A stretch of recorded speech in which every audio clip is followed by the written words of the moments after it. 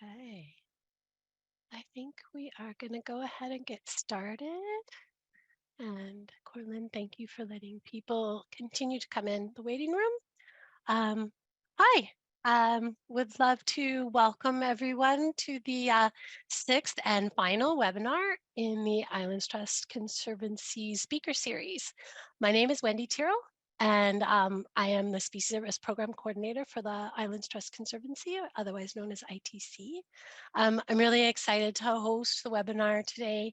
We have our guest speaker, Maiya Modeste, presenting on Garry Oak Meadows, Understanding a Living Cultural Landscape. I'm really grateful to Maiya for sharing with us today, and for each of you for taking the time to gather together as we learn from Maiya about cultural significance of Garry Oak and associated people, associated ecosystems for the Cowichan peoples. Maiya will be doing our opening acknowledgement and introducing herself in a few moments. I'm going to first go through a few housekeeping notes and talk a little bit about the SAR program.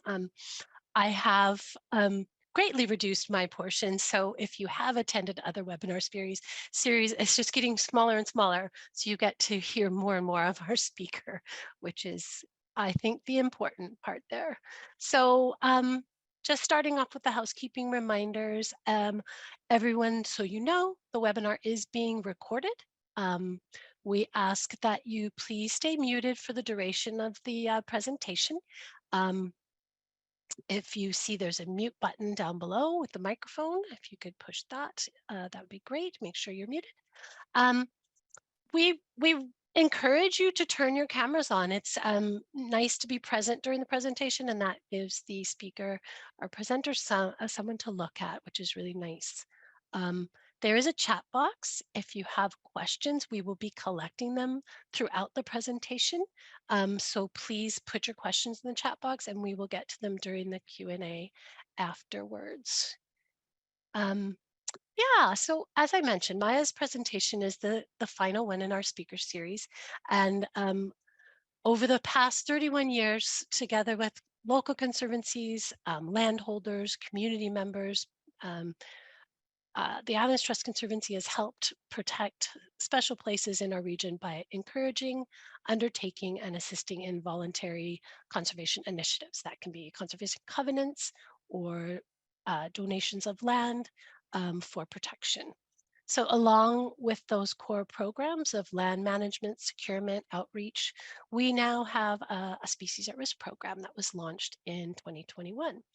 And this program has been made possible by the funding that was awarded to us by Environment and Climate Change Canada through their Priority Places funding stream. Our region is one of 11 priority places in Canada that has been selected due to a rich and unfortunately diminishing biodiversity.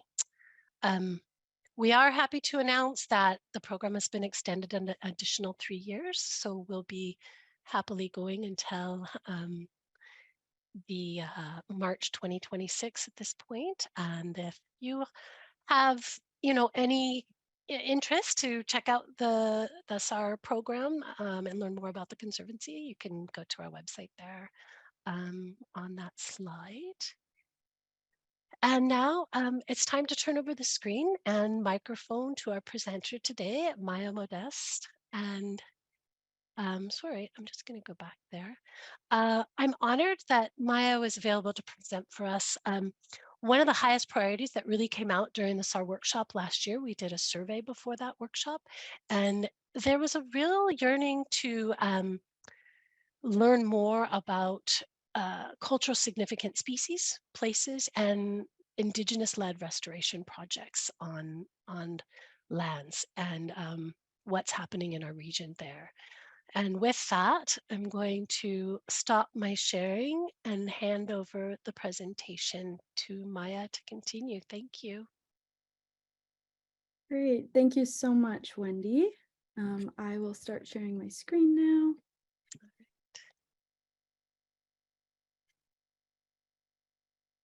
All right. So first off, I'd just like to welcome everybody, and I'm really grateful that everybody took time out of their days today to to be a part of this and to understand a bit more about the cultural significance of Garry Oak ecosystems. From where I am today, I just like to acknowledge that I'm on the lands of the Cowichan, Tseop, and Penelchit peoples, and where I am is much of a shared territory, which is Salt Spring Island, specifically the village of skweyul.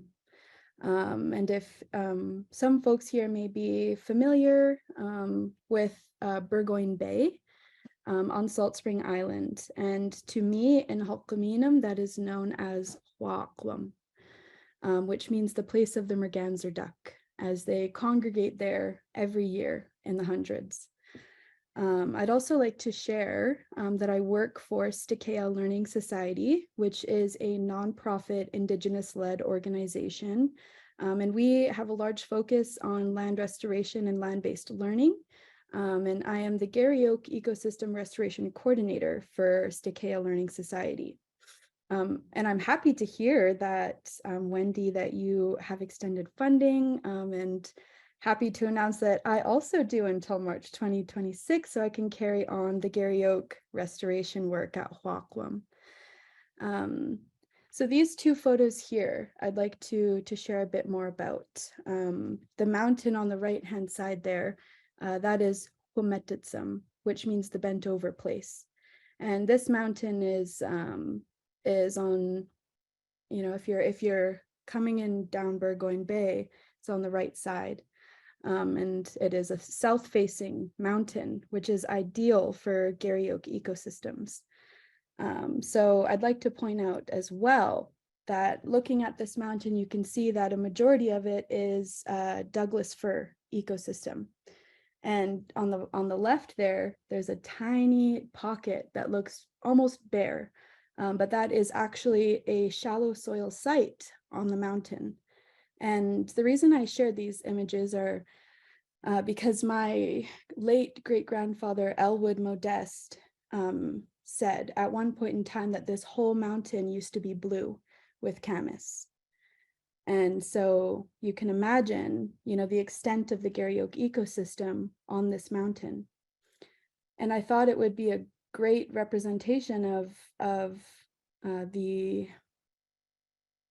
where our Garry Oak ecosystems are at currently. As most of us know, we only have 5% left in near natural condition, and 95% of it has been heavily degraded due to urban expansion, agriculture, forestry practices, and things like that. So I just wanted to share a bit more about my ancestral ties to Salt Spring Island. And I'll share my introduction now in s-hwulmuhw'a'lh, which is the language of the Cowichan people. And then I'll share what it means in English afterwards. So I skweyul, siiem na tseep, tl'i-i-im dun o tseiyulhna'mut a tun'a skweyul, Maiya Modeste thuna Sulatiye s-hwulmuhw'a'lh tun'ni kwthuna lhuna Wes Modeste Brianna Thorne, Sulsilu George, Diane Modeste sye'u Wes Modeste. siem. So what I just shared with you was good day, my honored friends and family. I am very grateful for this day. My English name is Maiya Modeste, and my traditional name is Sulatiye. And I come from the village of Kwamachin in Cowichan territory. And my parents are Brianna Thorne and Wes Modeste. And on my mom's side, my grandparents are Deb and Ron George, or Sulsilu and tsun. And on my father's side, my grandma is Diane Modeste and late Wes Modeste.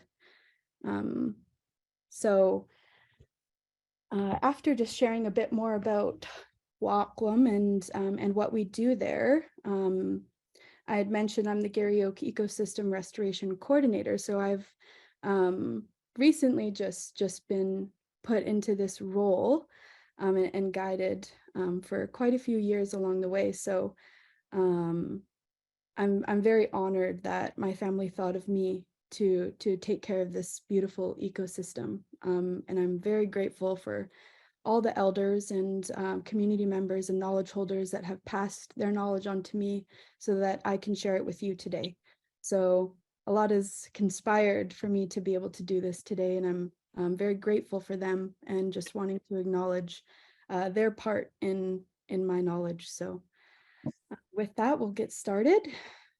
So today I'll be talking about the cultural significance of Garry Oak and associated ecosystems to Kawatsan Mastimoch. And Mastimoch means people. So first off, I'll start with talking about food sovereignty.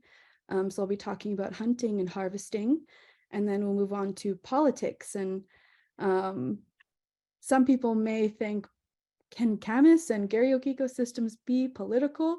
100% they can in our in our territory and in our teachings. So last but not least, I'm going to talk about our economy and how Camas and Garry Oak Meadows had a huge part in our economy.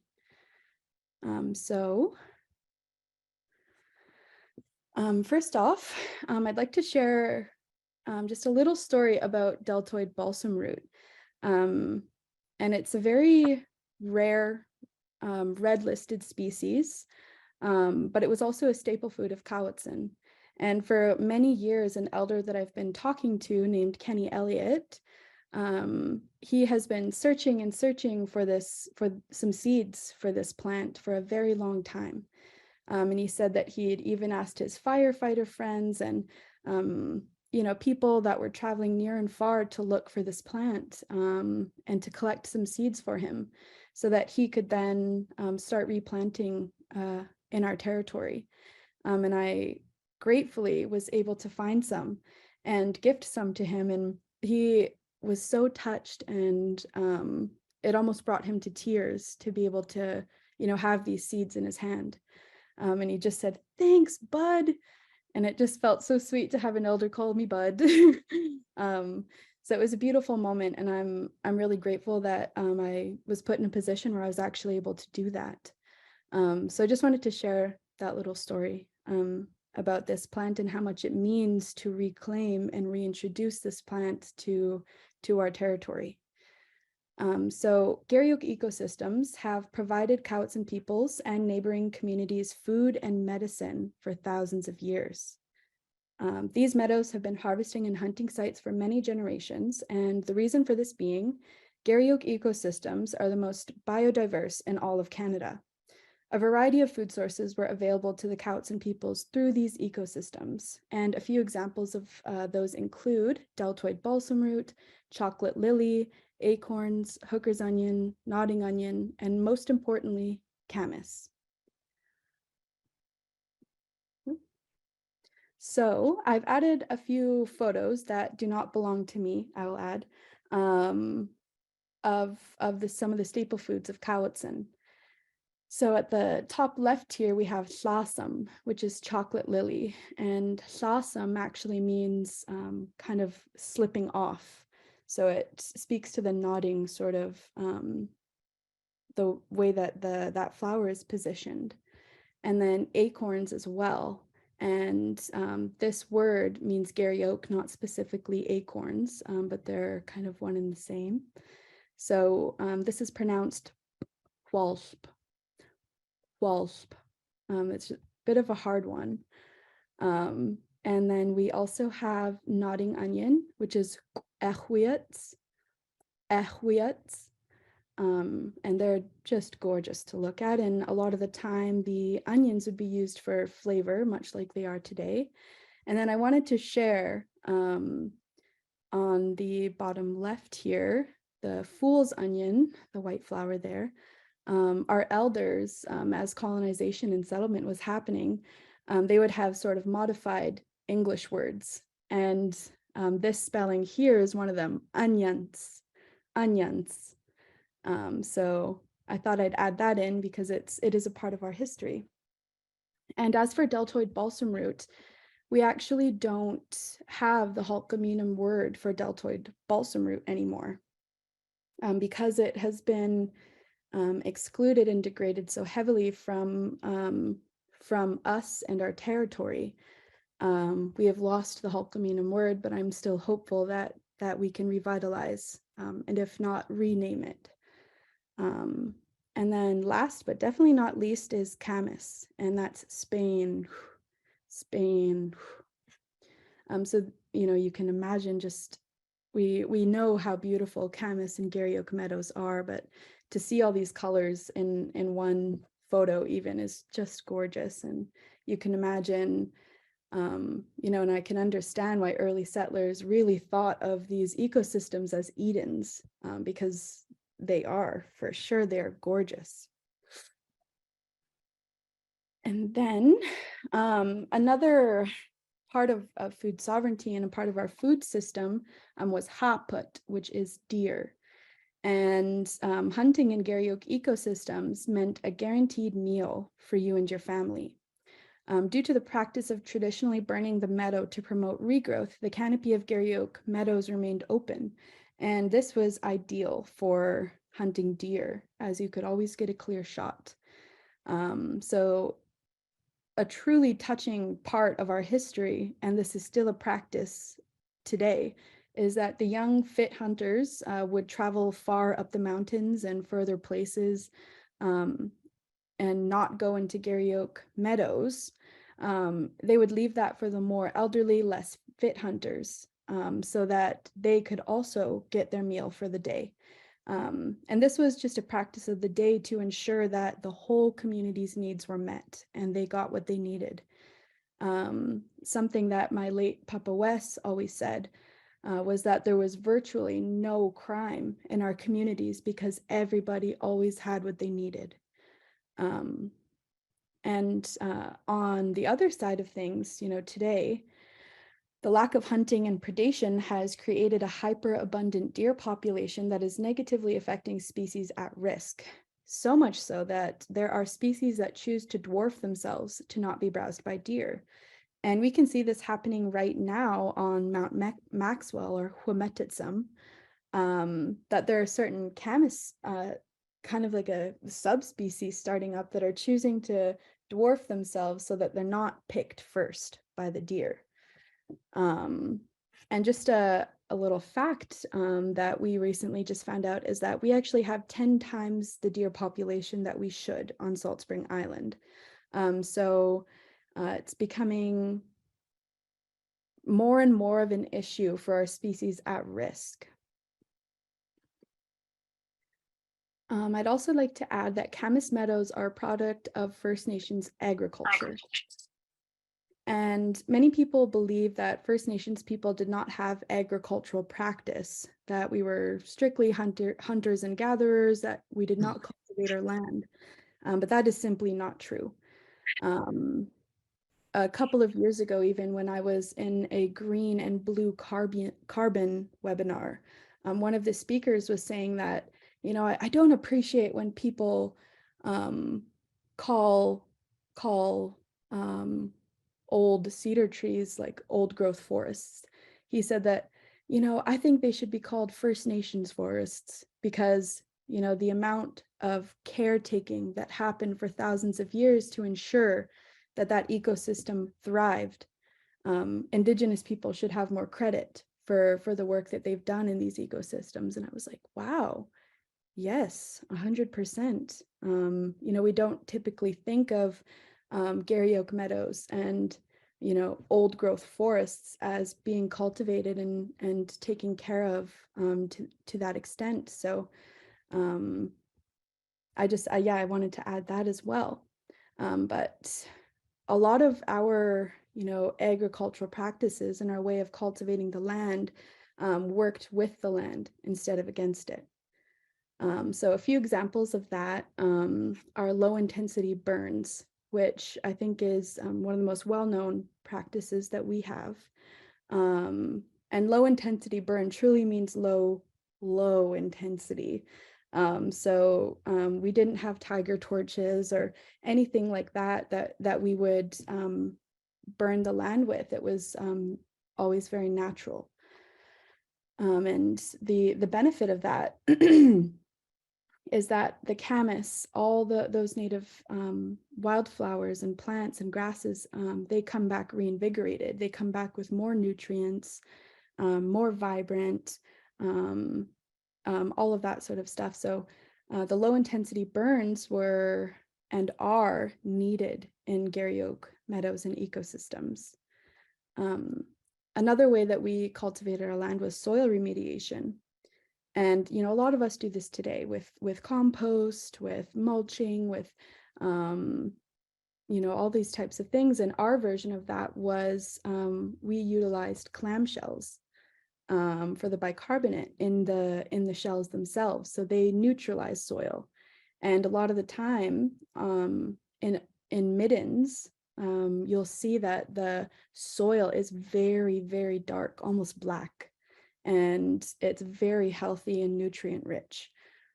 So we would use those shells to have the same effect in our gardens.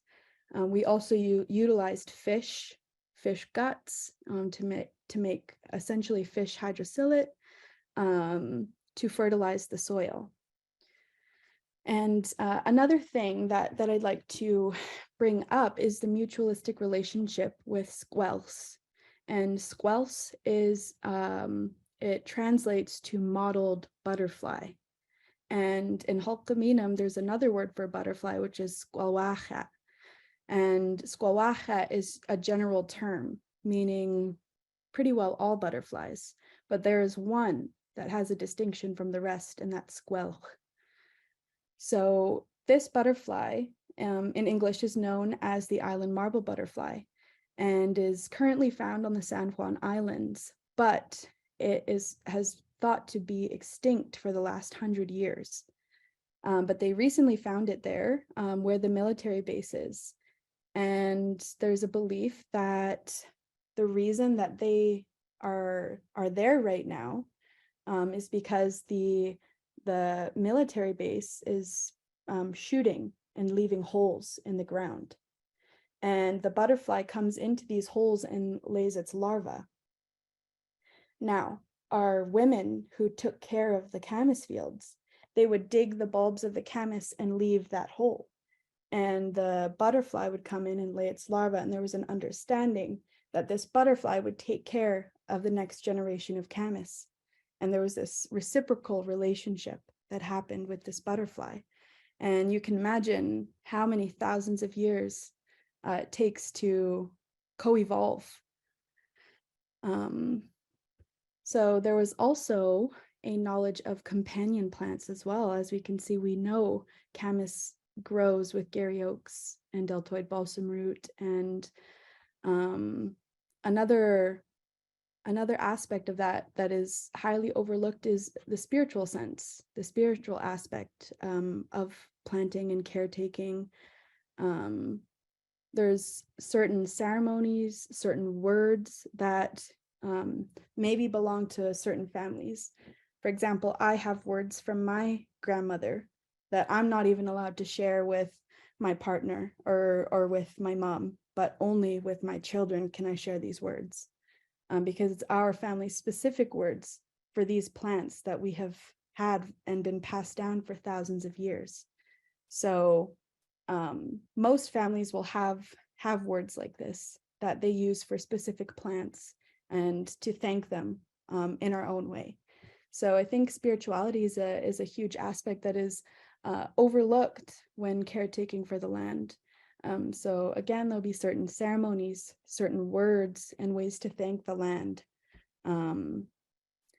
as well as specialized tools for digging and harvesting, which I've had the privilege to make with my grandfather. So a lot of these are being revitalized today, and which is very, very exciting because we have been excluded from these meadows for a very long time. And just now are we able to actually be on the land and take care of our meadows again without it being illegal. So I'm very thankful to be doing what I do and to be learning from my elders and being able to be on the land to practice our ways of agriculture. So I talked a little bit about the politics of camas, and so can camas be political? Yes, the ownership and caretaking of specific camas fields were the responsibility of certain families. Not all camas meadows had open access for community members to harvest from. So camas fields were primarily taken care of by women. This was their livelihood. It was the responsibility of women to take care of the camas fields, and for some families, not all, it was the responsibility for the men to cook the camas. And according to Nancy Turner, the estimation of camas consumption was approximately 1 to 2.3 million pounds per 1,000 people. And according to oral history, at one time, there was approximately 10 to 15,000 Cowichan peoples. So you can imagine the extent of camas and Garry oak ecosystems in our territory prior to contact.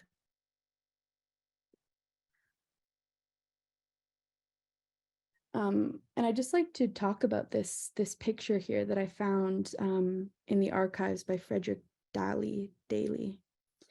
So that these are two Cowichan peoples, and you can see in the bottom right, there is a bucket of potatoes, and this picture was taken in the late 1800s, and it's suspected that around 1860 was when camas and deltoid balsam root became less and less as potatoes and onions and larger root vegetables were being introduced to our territory. So in Cowichan history and teachings, women have been highly regarded and were given many decision-making roles in our society, and we were seen as equals, unlike the patriarchal world we live in today. That being said, as women's camas fields were being destroyed, along with their livelihoods and their rights, Cowichan women were given no option but to rely on the Western world. The destruction of camas and Garry oak meadows disabled women from making a living for themselves. So no camas for trade, no camas for food. So what do you do? And that's why I've included this picture here. And I thought it was really interesting to see the bucket of potatoes in the bottom right. And again, that picture is from the late 1800s.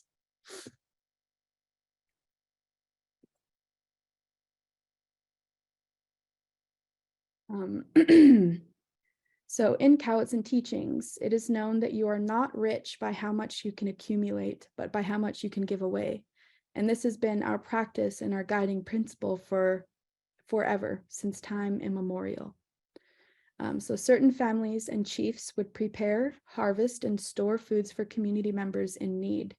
It was known that a person or family in need could take what they require from the food storage. These families are known as siiem, meaning highly respected and regarded, or tseep, meaning both arms come from chiefs and as such can provide for the village. That to say, if your family had a large camas meadow and could feed people outside of your family, you were highly regarded in the community and you were seen as rich.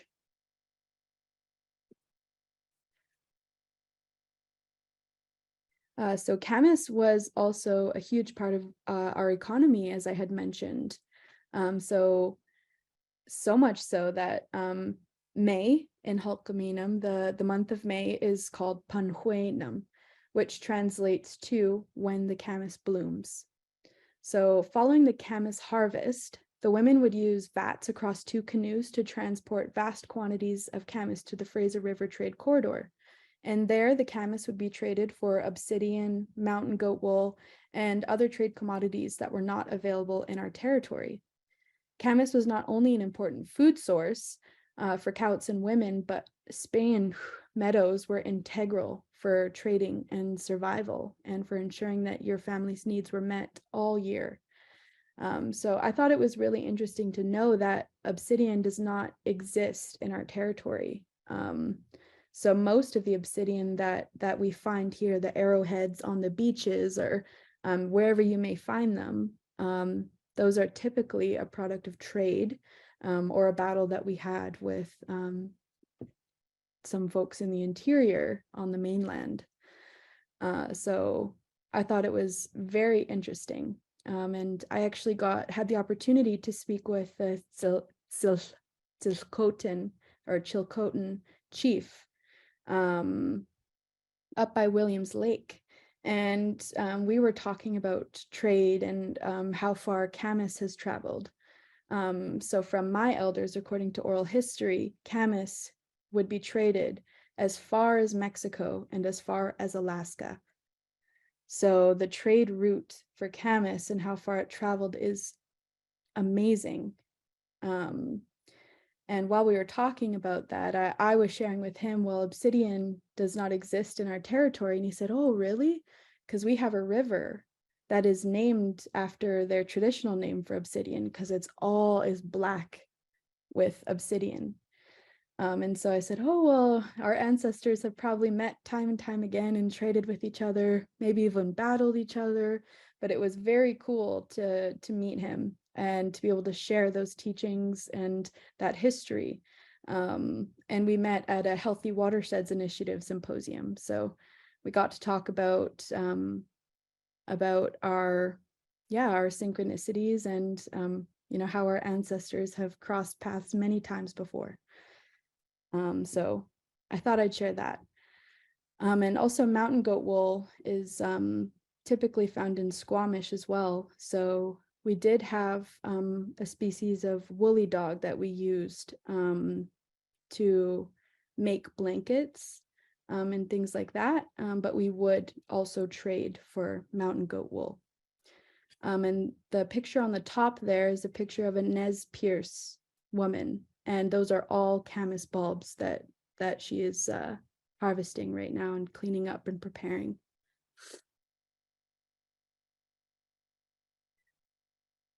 So I wanted to share the importance of understanding species at risk while also honoring Indigenous ecological knowledge. So Garry Oak ecosystems are full of species at risk, and most of these species happen to be staple foods for many nations. To me, this is no coincidence. The degradation of Garry Oak ecosystems and all First Nations food systems have played a big role in the assimilation and genocide of First Nations people. Not only has the loss of Garry Oak meadows contributed to assimilation, presently, the loss of staple foods is contributing to many diseases associated with food that is in the Western diet, such as diabetes, cancer, gout, heart disease, etc. And this is why restoration and Indigenous-led conservation of these beautiful ecosystems is of very high importance. And I know that seems like a negative thing to leave on, but it is a very real reality of losing your food systems. So, I will always advocate for Indigenous-led conservation. And I'd like to share now a bit about my project and what I'm doing at Wha'kwam. So I am working within a 50-meter by 50-meter enclosure, and there is one big, beautiful grandmother Garry Oak. And we have over 50 established camas plants that I just took inventory of, which is so very exciting. And this enclosure is placed in the pretty well middle of an agricultural field. So there are many invasives, just a sea of invasives surrounding us. But it's quite amazing to see the camas still pushing through and still establishing itself, especially after having the fencing put up to prevent deer from coming to browse. So what I hope and dream is that when I can fully have the garden established with camas and deltoid balsam root and chocolate lily and woodland strawberries and tahmeen and all those amazing plants that exist within the Garry Oak Meadow. My hope and dream is that I can teach youth how to harvest these plants, how to prepare them, preserve them, cook them. And I'd like to create sort of elders bundles so that we can have, maybe food baskets that we gift to elders so that they can have traditional meals before they pass away. And I've been talking to my grandma Bertha, who is our oldest elder in Cowichan, and she grew up in both Cowichan and Tseop, harvesting camas, but she has never eaten it. She's only harvested with her parents. And so I hope and dream to be able to feed her some camas bulbs and make her some traditional meals, as well as many other elders. And then again, having the youth coming to learn how to do that, and really revitalize our food systems. So like I said in the beginning, so gratefully, I've been granted funding until 2026 to continue on this project. So that's becoming more and more of a reality every year, which just is so exciting. I also think it's quite special that I am 7th generation from when colonization happened in my family. And in my teachings and in many First Nations teachings, you're taught that you have to care for your 7 generations ahead of you. So what can we do today to make a better tomorrow? And a beautiful example of that I always come back to is my great-great-great-grandfather, Sahilton. He was the head chief of Cowichan. But when the settlers first started coming and the surveyors first started coming and trying to map out where our reserves would be, he got everyone together and he said, wherever they put their flag, they think that it's theirs. So what he did, he was behind the surveyors pulling out the flags and putting them in his wagon. And there's a picture of him and he's just sitting there so stoically in his wool, and he has a bunch of flags in the back of his wagon. And to this day, Quamachin is still the biggest reserve out of all reserves in Cowichan. So then I leave again. What can we do today to make a better tomorrow? Because he was thinking of me and everyone before me and everyone after me with what he did that day, to make a better future for our youth and for our people, to ensure that they have a space. So I come back to that a lot. What can I do today to make a better tomorrow? And I truly believe that working with these species at risk and the Garry Oak meadow and ecosystem, that's what I can do today to make a better tomorrow. So with that, I'd like to thank everybody for listening and giving me the time and space to share a bit about what I do at Stqeeye Learning Society. And and it's really just my passion, and I'm very grateful. It doesn't feel like a job. It's a responsibility for me. It's an innate responsibility to take care of the land, and I'm very grateful, and it's a privilege to be able to do it, because even in my grandparents' time, this wasn't available to them. So very, very grateful. And I think I'll stop sharing, and then if anybody has any questions, I'd be happy to answer.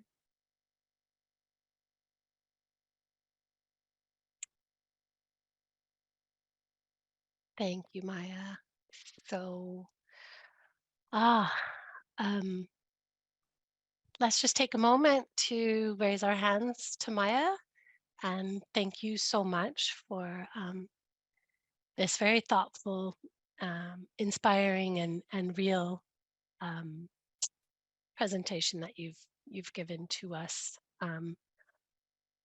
We do have some questions that have come in, and I am happy to answer raised hands as well, but I think we may start with the questions that have come in currently.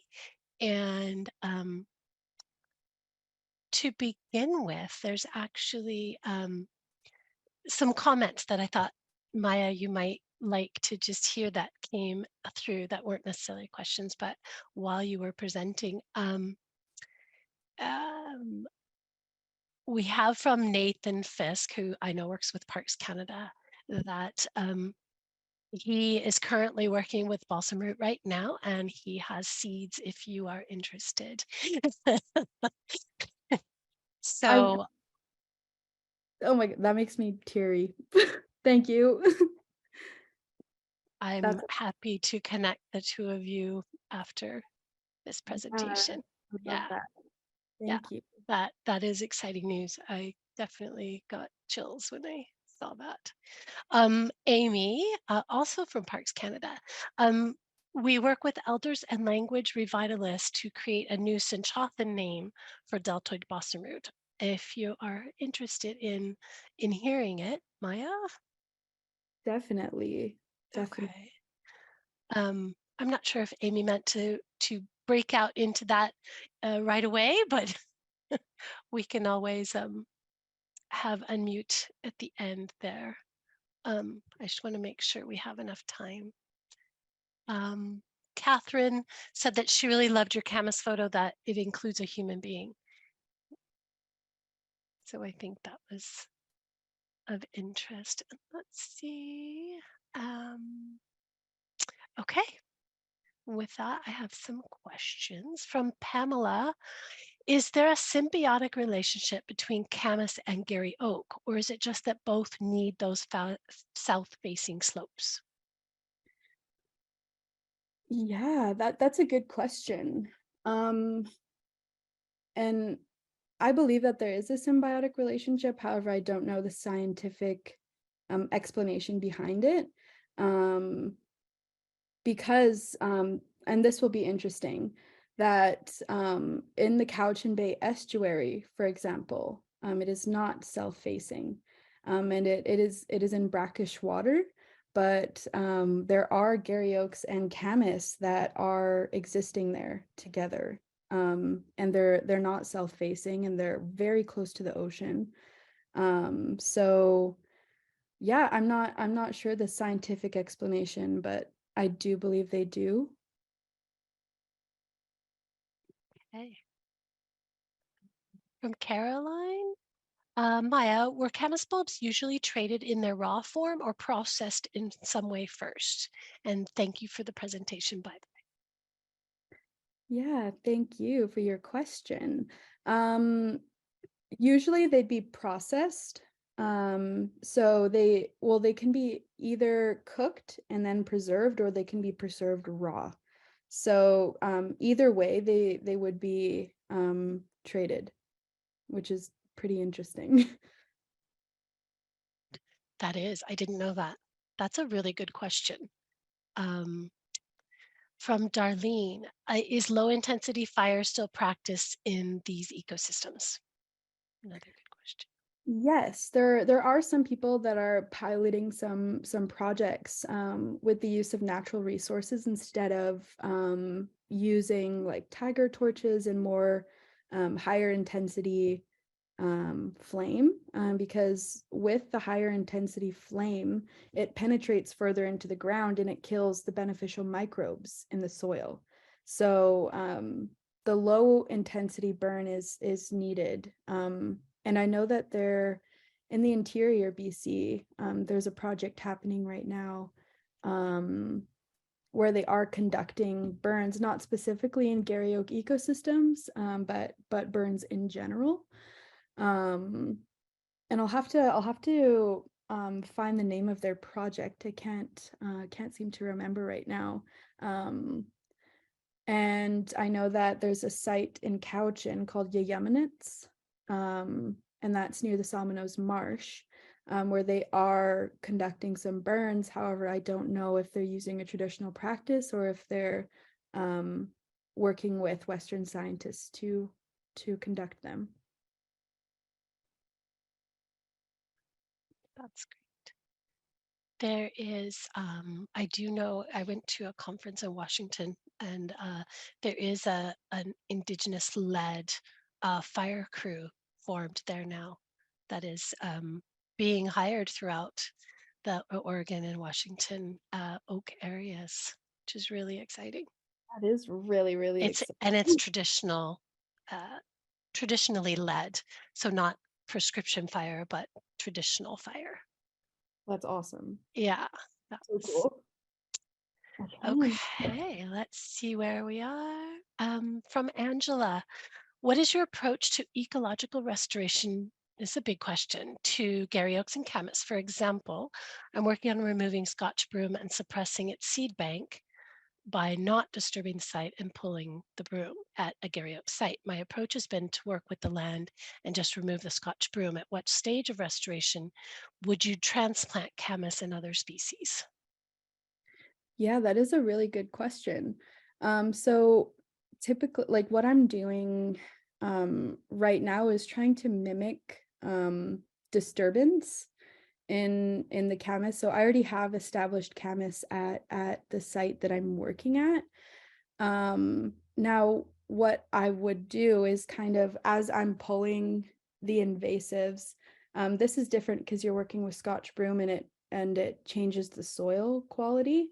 Um, so I might suggest helping remediate the soil, maybe doing some research on because I know that Scotch broom, I believe, is nitrogen fixing. So there are some plants that can help the soil um, become better quality, like maybe um, fish hydrosilate. Stinging nettle is very, very rich in nutrients. But what I have been doing is trying to remediate the soil first, and then bring the camas into it to ensure its success. But I also haven't had access to already established camas like in a pot or anything, and then to then plug. So as I'm taking out the invasives, plugging it in, that's the hope for the future. Um, but beyond that, mainly mimicking the natural cycle of camas. So when the camas is going to seed, um, just kind of broadcasting those seeds as the camas would. And because we can't use fire, we've been mowing constantly to mimic that disturbance. So that's a really good question, and it's a hard one because it really depends on where you're at and the soil quality. Yeah, Garry Oak leaves are really good as well. They are slightly acidic, so that's something to keep in mind as well. And yeah, and it just takes time, right? Yeah, It Scotch takes time. is so hard to work with. It's a big battle. No, not a good idea to put Scotch broom here. Ah, another story. Um, okay. From Heather. What can folks on other islands with Garry Oak ecosystems do to support the stewardship where we live? How can we partner with First Nations people in this good work? That's a great question, and it's always good to think about how we can support the local First Nations group where you are. So what I would suggest is to maybe contact your local First Nations group, or even like do a Google search and see if there are any First Nations people that are conducting work in their traditional territory. Because it may be just in a conversation stage, or they may be implementing, or maybe that type of question could spark interest and say, hey, or for these First Nations communities, like, this is something we should be focusing on. But yeah, my suggestion would be to reach out to your local First Nations and see what kind of restoration work they're doing. A lot of the time we have barriers to writing and completing grants due to lack of capacity, lack of know-how, that sort of thing. So, if there is a group and you have that skill set, it might be good to reach out and say, hey, like, If this is of interest to you, I'd love to help capacity build and maybe help you write a grant or, do that sort of thing. Because like I said, a lot of us have barriers to that, whether it be, education or again, lack of know-how. But to offer that type of help is really important. Also volunteering, donating seeds, donating plants. I know that quite a few folks here on island have helped us out with that, and it truly does mean a lot. Because like again, all those things cost money and time and a lot of know-how. So yeah, I hope that helps. I also know that the Stqeeye Learning Society also takes memberships, and yeah, you can Yeah, become a monthly donor. yeah. So that does really help us.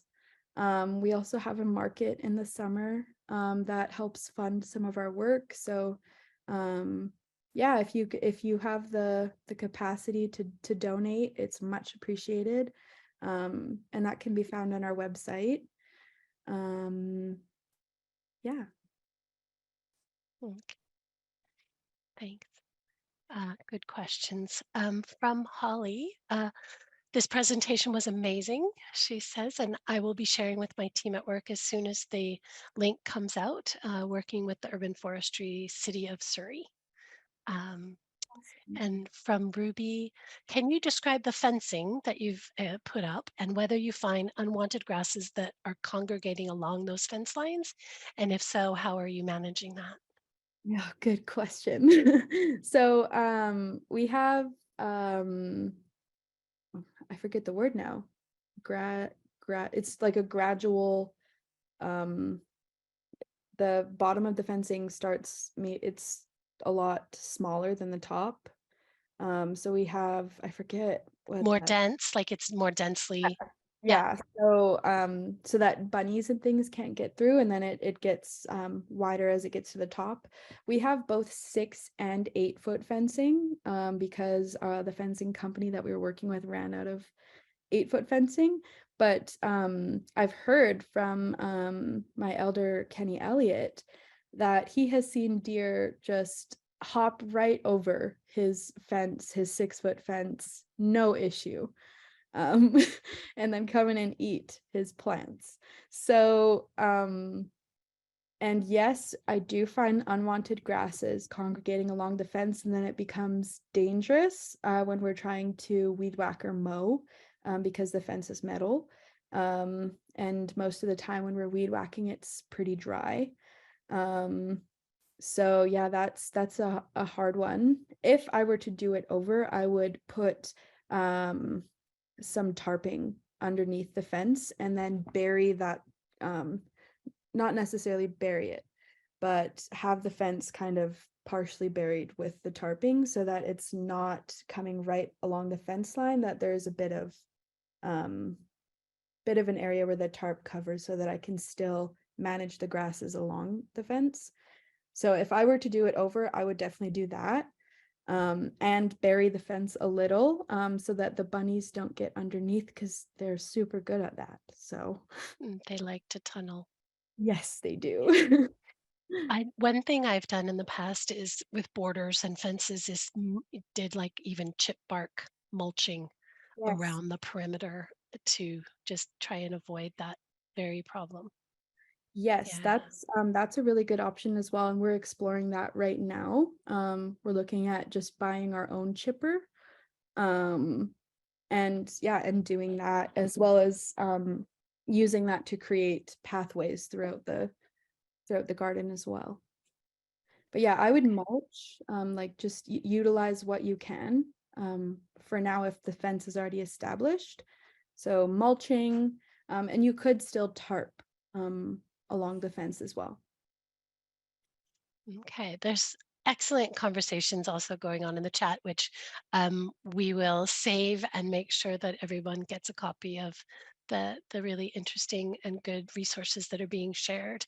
Um, let's see. Ruby. Nope, that was Ruby. So David, are there other areas on Salt Spring Island where the Stqeeye Learning Society is working besides Huangquam? Um, not really. So and we do have quite a big area to work with. So we are working with BC Parks in the whole park area.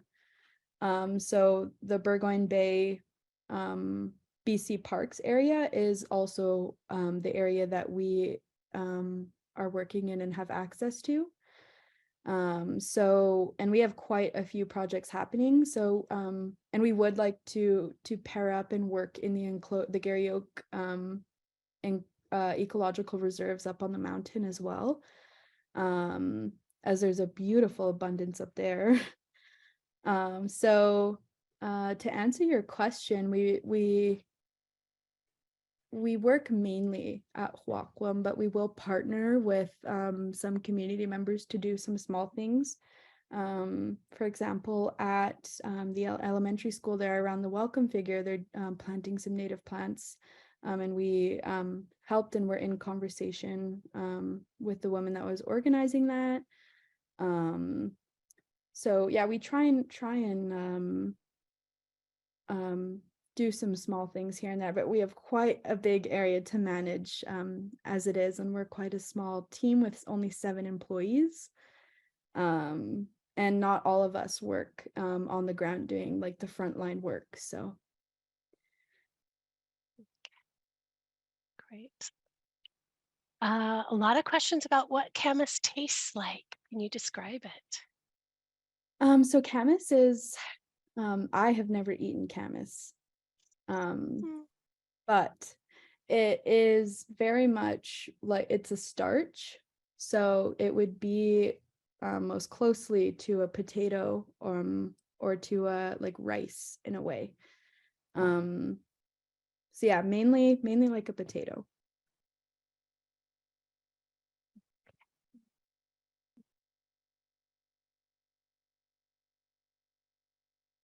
Can you, from Nan, can you direct us to resources to help those of us who are interested in keeping and restoring small parcels of land so we can learn what is healthy, non-invasive, and indigenous to the area? That's a big question. Yeah, I think the biggest is the Garry Oak ecosystem. Is it recovery team? Yes, There Gert. Yeah. are, yeah, Gort. There are many resources on there. It's wonderful. I've learned a lot from them, and so yeah, I would definitely direct you to that website because there's quite a few different resources on there, very specific too. If you're interested in keeping and restoring those small parcels. Um, yeah. Yeah, so I would definitely say the Gort website has a lot of resources for doing that. Yes, and talks about all the questions that were asked there. So I Yeah, think that's good. And talks another part of the question, um, what's in jeopardy so that, to help restore it back to balance. So lots of resources, and I'm sure many of our participants can, if they feel inclined, can start typing those in the chat box because we have a lot of knowledgeable folks on this webinar sitting with us. Um, let's see. One question, I think, which may be our last question here. Um, from Allison, you mentioned frequent mowing to mimic the effects of traditional burning. And so I'm wondering at what times of year and how frequently that you are doing this. yeah. So really kind of right after it goes to seed um is when we did it last year. And most of the time the reason for the burns to begin with is when people are starting to notice the taste and the quality of the bulbs are changing, and when the ground gets very compact. So if the soil hasn't been worked in a long time, the quality of the soil as well as the quality of the plants growing in that soil are going to decline. So the reason for burning and mowing is to help that. The mowing is really just because the canvas has evolved to rely on the disturbance. So I think like really working the soil is one of the main things, and then we'll cut it down, and after we've harvested the seeds, and then the seeds will go, even further. So yeah, I think it really depends on the quality of the plant. Like for example, this year I've noticed the canvas is incredibly pale, whereas last year it was very saturated, and I thought that might be due to how much rain we got this year, or the little amount of rain we got this year compared to last year. But now I'm also wondering about just the quality of the plant right now. So yeah, that's what I've been doing so far. So yeah, right after it goes to seed and I've harvested. Wonderful. Okay, well, that is the questions that I have at this time. So that's perfect timing. Um, Amy, if you would like, I've just allowed you to unmute if you want to give um, a go at the Sinchothan. Mm-hmm. Yeah, thank you. And hi, Maya, nice to meet you. I just want to acknowledge that, yeah, I worked with Tiffany Joseph and Papakia Ashley Cooper to come up with this the suggested name for balsam root in Sinchothan, and then the elders from the language committee confirmed it and made some little corrections. So it's skweyul, which I believe has to do with the reference to the sun. So it's Mm, basically sun plant because it looks like a little sun. that's beautiful. Qual Yeah, skweyul. Qual And Amy's put it in the chat, so we'll have access to that in the future. I just added our website if anybody would like to do any follow-up, and we have quite a few resources there about our different projects and what's to come, and our donation page if anybody feels inclined. So yeah, thank you so much for listening and for taking the time out of your busy days. And yeah, my heart's full, and I'm really grateful to share the little bit of knowledge that I know. Well, thank you so much. Thank you, Maya. I know this was a really well received and very, very touching presentation. So I really thank you for taking the time to be with us today and sharing. And I know there will be more questions, and there are more questions, and I'm happy to email Maya, any questions that follow. But I think we are going to have to wrap it up for today. Before I ask everybody to unmute and give Maya a hand of applause, I just want to mention that I forgot to mention in the beginning that we did set up a survey that comes on. So when you close out of this webinar, you'll go straight to a survey. And if you wouldn't mind taking a moment to, it really does help to provide this feedback for future webinar series and what we're working on here.